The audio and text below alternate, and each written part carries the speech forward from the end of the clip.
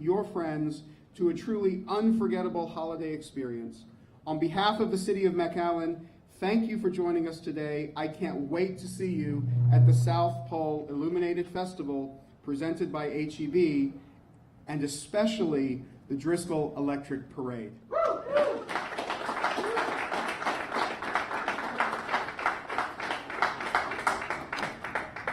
Thank you so much. There's something about McAllen and spinning and vueltas, and I don't know, we like it. It's kind of our thing, right? So we hope everyone kind of spins and makes their way over here and kind of, is dazzled by all the amazing magic that we have here. But again, like we mentioned, Driscoll are the ones that are making this awesome electric parade happen at the South Pole, bringing this new and exciting energy to it. So here to share a little bit about Driscoll and their partnership with the City of McAllen, please help me welcome President Matt Wolchoff.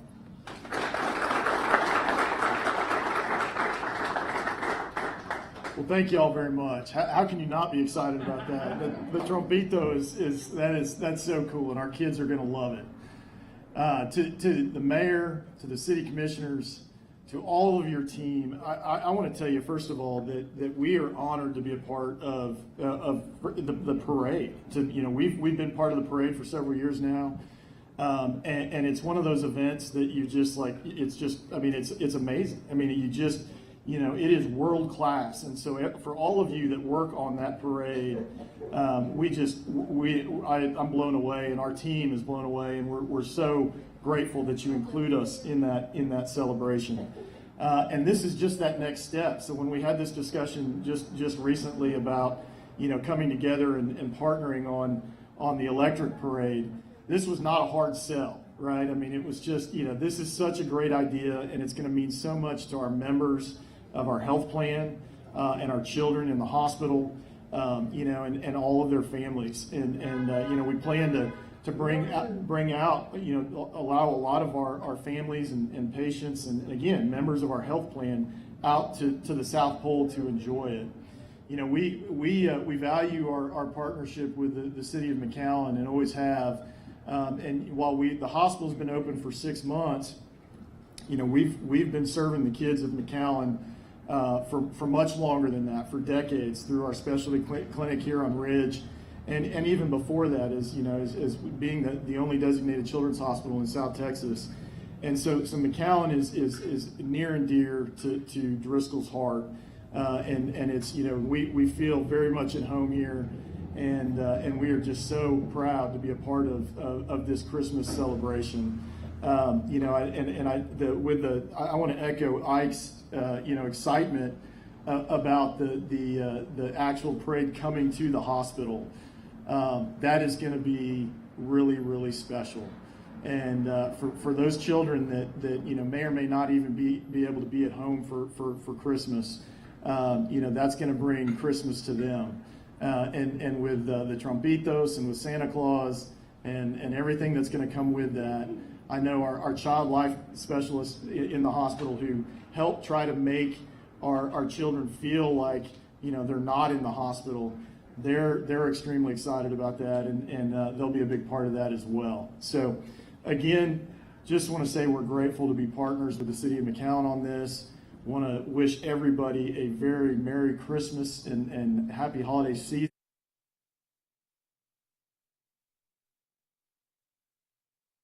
And now, a workshop of the McAllen City Commission. All workshops are open to the public in accordance with the Texas Open Meetings Act.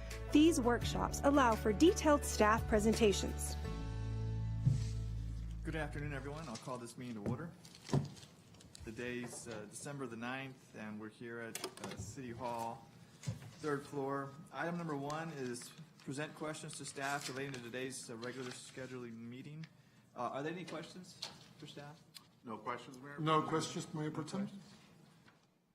Then we'll proceed on to item number 2.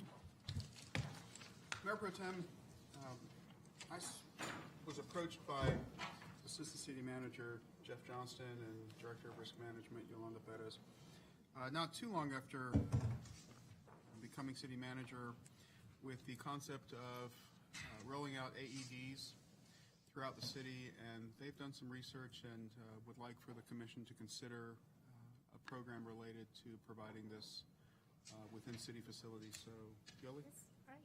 Good afternoon. How's everyone today? Good afternoon. Thank you. All right. So, as our city manager says, we've been working on this project probably for some time, and so we're looking forward to make this proposal and start a rollout stage on these devices. With us today on Zoom is May Dixon. She's our account representative for AED 123, and would be working with us on the servicing of the account. So, why are we doing this? What's the importance? Why is it important to have early intervention? So early defibrillation with the AED alongside CPR is going to significantly increase the chance of surviving a cardiac arrest situation. The device is specifically for non-medical professionals, for civilians in an emergency. Its main goal is to provide serves as a bridging the gap between the onset of the medical emergency until the first responder arrives to provide the patient care. All right. It's got audible prompts. It's just very user-friendly.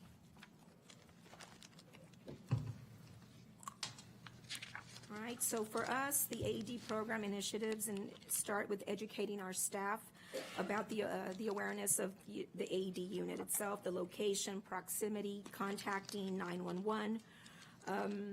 Then moves on to expanding the CPR AED training for our employees that we tag team with the fire department to do this. So we currently do that already. We would just be expanding to train more staff. We would also need to work with departments on the AED post-use notification, which is every time that the device is activated, making sure that the departments are tracking, and then working with us to create a workflow tracking system. There is monthly service on the unit, so we would know from the reporting that we would be receiving when a device is activated. That's important because we've got to have the pads replaced and just the unit service. Okay.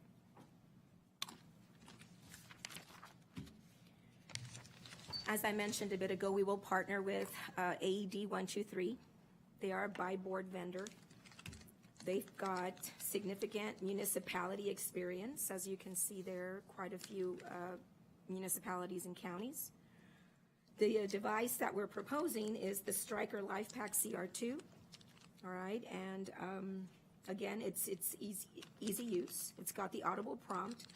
And the compatibility of the pads is not an essential component after meeting with EMS provider and our fire department.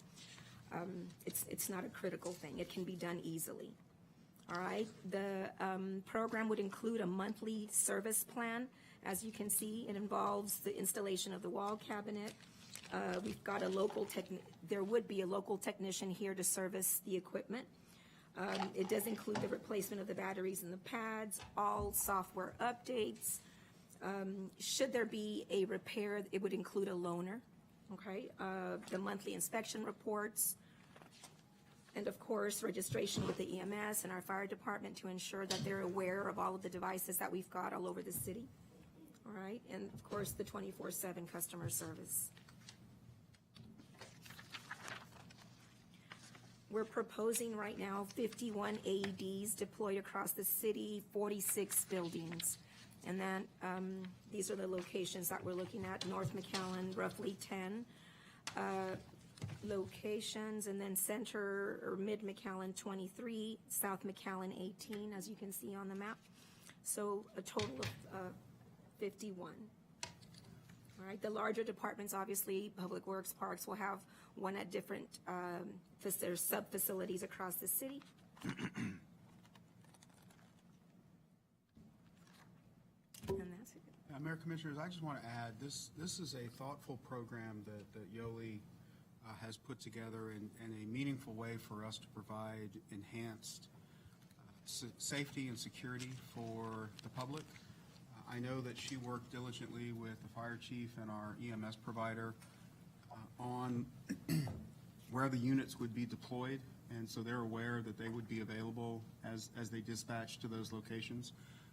And we think it provides an opportunity for the city to provide really critical life support assistance throughout the city at a very reasonable price.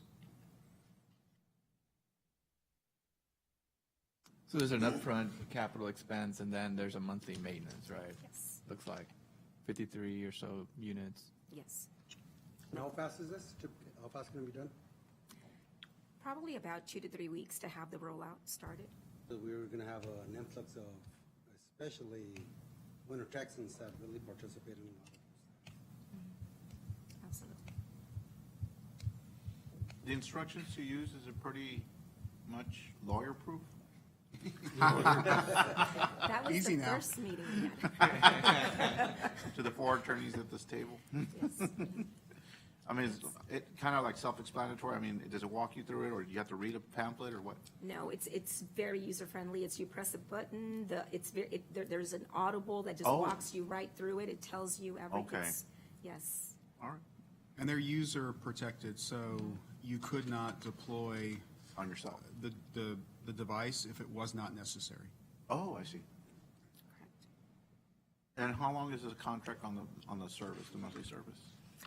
Well, we are purchasing, the proposal is to purchase the units and then just pay the monthly service. We don't have a contract or agreement to continue with that particular vendor. I see. But, I mean, it's still a service that we would do with them. And I've got May on, and she can ask. May, will you elaborate more on the agreement for the servicing of the units? Yep, absolutely.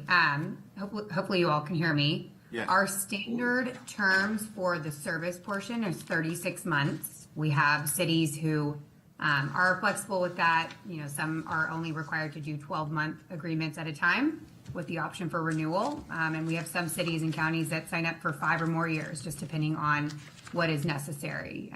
The pad and battery replacements are included in that 36-month term. It also helps with the monthly inspections from our technician. So it is up to you all, whatever is in, whatever term you all decide to do in terms of service, all of the required inspections monthly, and then all the cost of all the replacement pads and batteries are always included. If the device malfunctions, is there a warranty period on that, or how does that work? There's, okay. So the device, the manufacturer warranty is good for 8 years. That's why we recommend replacing the units every 8 to 10 years. But as under the service program, if there's ever an issue with the device, any recalls, or if it's used, stolen, damaged, we will always provide you with a working AED loaner so that you never go without a device, and we get everything worked up in our office, making sure that the device is back in working order. Same thing if, you know, pads and batteries are due for replacement, and we are unable that day in person to replace them, we'll always leave you with a working device. Very well.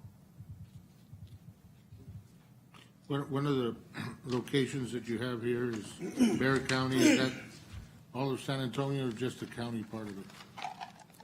Just the county. So currently we have AEDs across the sheriff's department, working with the fire department as well. They do it per department for Bear County. We're still working with City of San Antonio, which is entirely a different entity. But in y'all's neck of the woods, we do all the AEDs for City of Brownsville. We deployed, I think it was about 30 or 40 AEDs 2 years ago, and are adding more each year as they grow. Also currently service all the AEDs for Hidalgo ISD and a couple of industrial facilities in your area as well. And you vented them? You called some of the Yes, yes, we did. references? Okay, Yes. I'm fine. Any other questions? Thank you. Thank you. Thanks so much. For all your efforts. Thank you. Thank you all. Next, we have a recap of the UDC. No, I think they do. I believe they do. They should. They got a lot of people.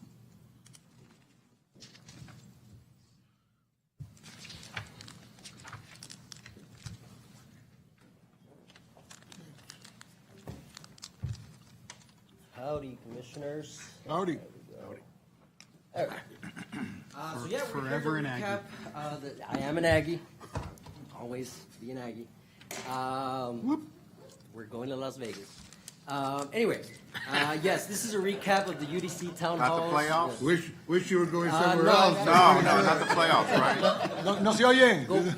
Go Dogs. Anyway. Oh, okay. Anyway. Yeah, so we had 6 town halls in the past 3 weeks. This will just be a recap of what we did there, some of the comments that we got. Before I start, I want to thank, obviously, all the commissioners who were there. City management, Ike and Michelle were basically at every one of those. Alice for coordinating everything. Appreciate that. IT, MCN, and then obviously my staff who were there as well. So we first opened up the public comment period for the UDC back in September 9th. Officially, it did go on until October 9th, but we did keep on receiving comments. In fact, I printed out 4 new letters that we received. They're going to be on the podium. So we kept getting comments up until this past Friday. In total, we did have 11 presentations between workshops, town halls, general information sessions. And obviously, within that number, we have the 6 town halls that we conducted the past 2 weeks. So overall, the town halls certainly had some recurring comments, sometimes made by recurring members of the public, and they are outlined in this slide. You received the full comments in your packet, but these are kind of just the highlights. Some members of the public commented on the speed of the UDC's development and adoption. I did explain that the UDC is a continuation of Envision McAllen, the comprehensive plan, which started 3 years ago, and throughout those 3 years, there were multiple engagement events. We had surveys, we had a website with a idea board, McAllen2040.com. In fact, that is still active, as well as stakeholder meetings and obviously public hearings. If 3 years is fast, it didn't feel like it. The next recurring comment was over accessory dwelling units. For that, I explained the limitations on the ADUs in terms of having to meet setbacks, not being able to be taller than the main building, the maximum size, the fact that they are going to require an extra parking spot if you do get one. I also mentioned how we had touched base with McAllen Public Utilities, and they have no concerns over the impact of ADUs on our system. They're looking at it as 1 extra restroom and 1 extra kitchen, nothing big. Nothing that we can't handle, even in our older areas of town. The next questions were regarding the citywide rezoning, which is something that we are going to have to conduct in the next few months. I did clarify that if and when the UDC gets approved, no zoning or no property will be rezoned at that moment. We expect the citywide rezoning to start in March or April.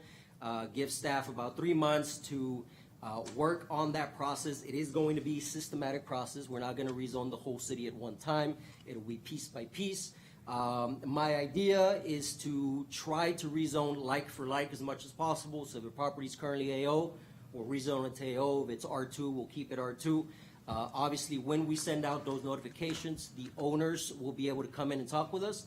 If they've ever thought of rezoning the property either up or down, we can certainly have that chat. If it's something that is in line with Envision McAllen and with the trends of the area, we can certainly support that rezoning change. So they certainly will have an opportunity to zone it to something else should they want to do that. And that's the same effort that happened a couple of years ago in the city, right? That one was The from citywide AOs rezoning? to others, but yes, sir. That's pretty much. similar to that is what we're going to do, except it's going to be literally the whole city. Right, okay. Yeah. But if somebody wants to do it in the meantime, Yes. they can go through the process. Yes, sir, 100%. Obviously, the only difference is that if they apply through the process, it's your regular $500 charge. If they wait, they get a free rezoning. So, Okay. yes, sir. Yep. An innovative feature of the UDC is the ability for the planning director to approve preliminary plats and minor modifications, which consist of less than 10% deviation from a site plan. The public did have questions on how that was going to work. Here I explained the statutorily imposed 30-day shot clock by the state for preliminary plats and how for those time is of the essence. So that is what we're proposing for the planning director to be able to approve. Final subdivision approvals rather would still go to P&Z. We think those should still be handled by P&Z. In terms of the minor modifications, I reassured the public, that it's only anything that's less than 10%. Anything over than that, we'll still have to go through the proper protocol of notifications, go to CBOA, P&Z, or City Commission, as the case may be. Both of these will be reported to P&Z at their next meeting, so whenever the planning director makes a decision, one way or the other, it'll still be reported in an open session. Lastly, parking reductions was another recurring theme. Here I explained to the public how most of the parking ratios developed, especially in decades past, were really based off of few study cases, and so it has led to overparking throughout the country, and you can drive by McAllen. We are also overparked. So what these ratios do is fall in line with what other neighboring cities have done without issues in regards to parking. More recently, Brownsville and Edinburgh have adopted UDCs. You're talking about within the past 5 to 10 years. I go to Brownsville a lot, I keep saying this, and there aren't any parking issues. I mean, you got to walk a little bit longer, but walking is healthy. So I'm not opposed to that. I will also add, like I mentioned, the full list of comments from the town halls are in your packet. We got 4 more letters. They'll be on the podiums. Also in your packet are all the emailed comments that we received in regards to the UDC. After the town halls, we held a workshop with Planning and Zoning Commission to discuss any pending concerns that they had. The first was over the consolidation of residential zones, and how the public may object to apartments but not townhomes. Here I explained that from experience, whether we're rezoning something to townhomes or apartments, your R3T, your R38, we hear the same exact concerns, which is traffic, height, and noise, regardless of whether it's townhome or apartments. So I did also point out that in the new code, townhomes will be allowed in the R2, and R3 apartments will be specifically only in the R3 zones. So there will be that differentiation still between townhomes and apartments. We just don't want to get tangled into issues of ownership, kind of like condos and apartments. The only difference there, it's not a density issue, it's literally whether it's owned or rented. And so we think by keeping it with density, we keep everything a little bit cleaner within our zones. The next concerns were over conditional use permit requirements for institutional uses and home occupations. Specifically, P&Z believed that the neighbors should still be notified, especially with institutional uses, your big churches, regardless of whether we usually approve those institutional CUPs or not. We certainly appreciate that concern, and we are proposing for institutional uses to still require a CUP in the AO and residential zones. That captures all your big churches, temples, mosques that are closer to your residential areas. By right, allowance would be in commercial and industrial areas. Those cover your little smaller churches that are in like shopping areas, in plazas, that tend to be farther away from residential zones. They won't have that much impact because residential properties are already surrounded by commercial there. So we feel that's a fair compromise. In terms of home occupations, again, we appreciate the neighbors wanting to know what's going on within their neighborhood, so we are proposing to keep CUP requirement for home occupations, so no changes there from what we currently have. Park fees, the comment was really that we haven't updated our park fees in quite a while, over 10 years. That wasn't in the purview of the UDC, so can't really say one thing or the other. I'm just passing it along. If that's something that we might want to look at in the future, we can certainly reassess that. Lastly, there was some good discussion over Vision Zero and Envision McAllen and how those affect our roads. I discussed how both recommended smarter block links, which the UDC is doing. It placed greater emphasis on multimodal transportation, which the UDC also does. And overall, just simply creating a safer experience for pedestrians and bikers. Again, the UDC does address these, so we think it will lead to a better overall experience for those McAllen residents who choose not to drive either to work or for fun or what have you. Those are the big comments that we received. Like I mentioned, we have everything that was mentioned at the town halls in your packet. Certainly here for any other questions you may have. Questions? Well, there was a lot of different talks amongst the residents and in our townhouse. you didn't mention the, what they call the dark skies. Can you explain that and what we're doing and why we were doing that? Yeah, so the Dark Skies Initiative is something that's been done throughout the country now. It's in an effort to reduce light pollution. Currently, our standards are really low. Basically, you're not supposed to shine light into residential neighborhoods. What we're proposing is for the use of fixtures to make sure light doesn't go back up, again, to try to reduce that light pollution. Because lighting is important in residential 100%. and commercial areas, but you want to concentrate it to Down to where it actually matters as opposed to going back up. Yes, sir. which is extra cost, but it's good that we do that. The other thing on the lighting side of it is I still think that we need to do more on these brighter, newer lights in our thoroughfares, in our major thoroughfares. We still have a lot of yellow lights out there that I really would like to get it up to a little better pace. Yes, sir. And the other thing that was a big concern, obviously, was the accessory units. Yes, sir. Right? And if we can just explain that it's the percentage, the 10%, well, just say the percentage, and I know you mentioned that it will require an additional parking space. But what else? The lot size and. Yeah, so the size or the allowable size will be based on the lot size. Your average lots here in McAllen, you're going to find that you'll be able to fit an ADU between 450 and 600 square feet, more or less. Any unit will still be required to meet side setbacks. There is a Florida area ratio that we're incorporating now that currently doesn't exist. You'll still have to give us green areas. So if that ADU removes that percentage, then you're not going to be able to get that ADU. We are going to require a parking spot as well. You're going to be required to be on the same meter as the main unit. You can't be taller than the main unit unless it's built over the garage. By logic, you're going to be taller than the main house. Really what we've seen recently is that somebody tries to get a building permit. They're flagged by the building permit department. They send them over to our department.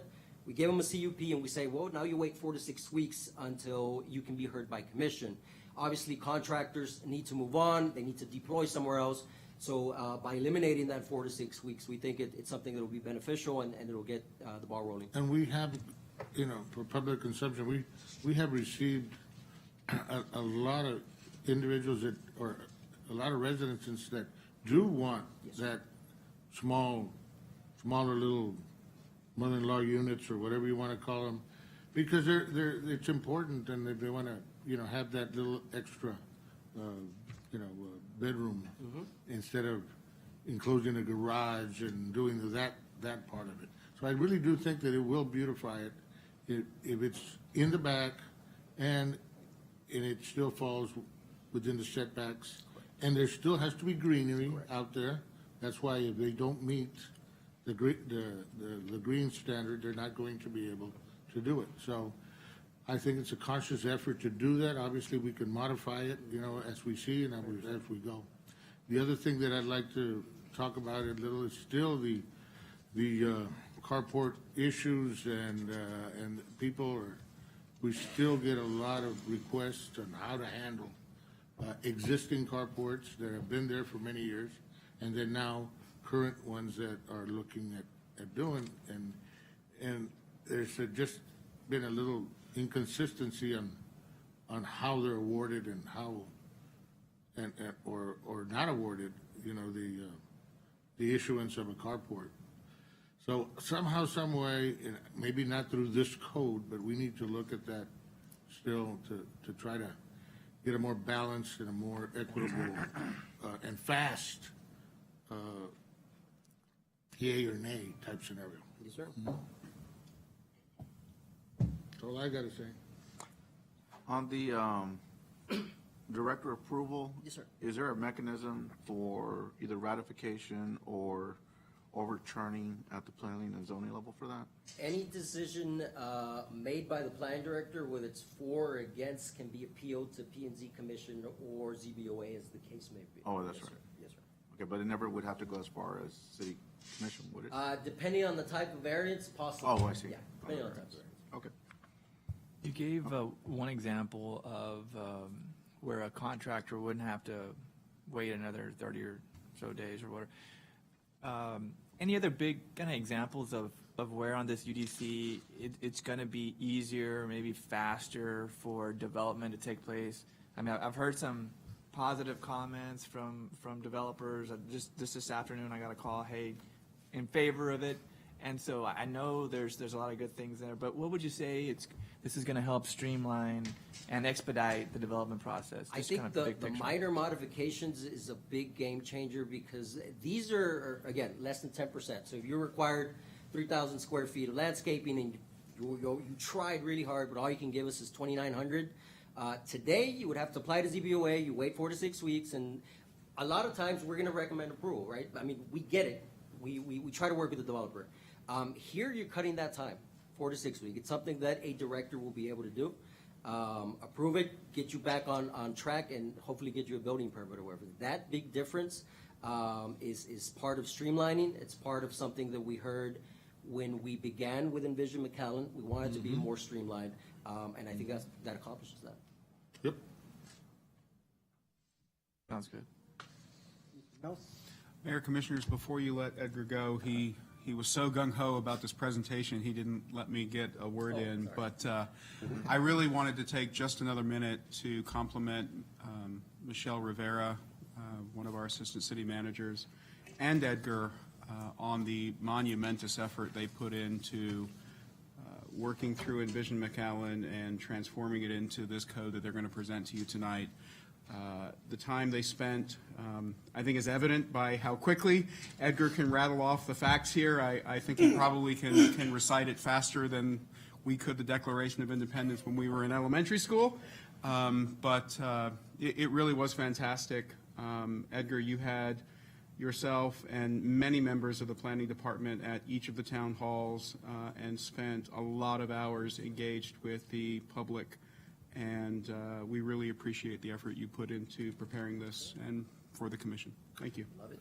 Yes, just one final question, I'm sorry, it just clicked. So in terms of implementation, do you have like a time frame once you do get started in April or May? Like how long? For the citywide rezoning? Yeah, so I understood you're gonna start from the extremities or the boundaries of the city and then kind of move towards city center. What's the overall time frame within? My goal is to get it done in a year. Yeah, no, we're aggressive, especially if we're going to rezone like for like. Right. I think that makes that analysis a little bit easier. That's my goal. It can certainly go longer, but I'm gonna try my darnest to get it done in a year. Very well. We'll be back here in a year. And How you'll be does- like, Edgar was I'm right. feeling a Counting the rezoning days. section growing on the agenda. Yeah, how does rezoning like for like take place if, let's say it's AO already and you're gonna rezone it to A, I mean, there's no rezoning taking place. AO and AO is easy because it's literally the same thing. When you get into like your commercial, right? We have currently C1, C2, C3, C3L, C4. Those are going to be combined into C1 and C2. When I say like there is, my goal is to make sure that the property doesn't lose any rights. In fact, if it gains it, then even better. And so that is where we have to be a little bit more careful. Same thing with R2. Currently it's duplex through fourplex. In the future, it's just gonna be called medium density. And so that would allow townhomes. It would allow some like kind of courtyard apartments, as well as duplexes. And so that is where, because of the name, because the allowances are different, we do have to rezone it. Yeah, that's a good question. All right. Looking forward to it. It's gonna be fun. It's gonna be fun. Thank you, Mr. Garcia. Yes, sir. Thank you, I appreciate it. So much. Gig 'em. Let's see. And next, I guess we'll recess into executive session.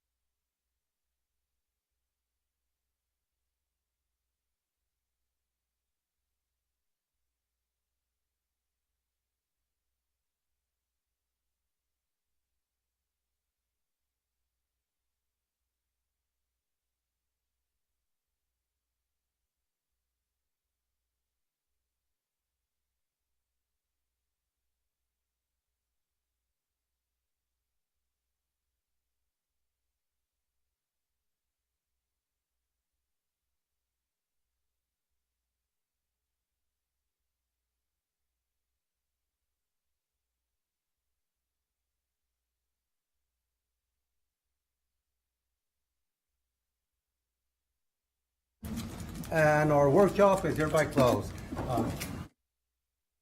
This concludes the workshop of the McAllen City Commission.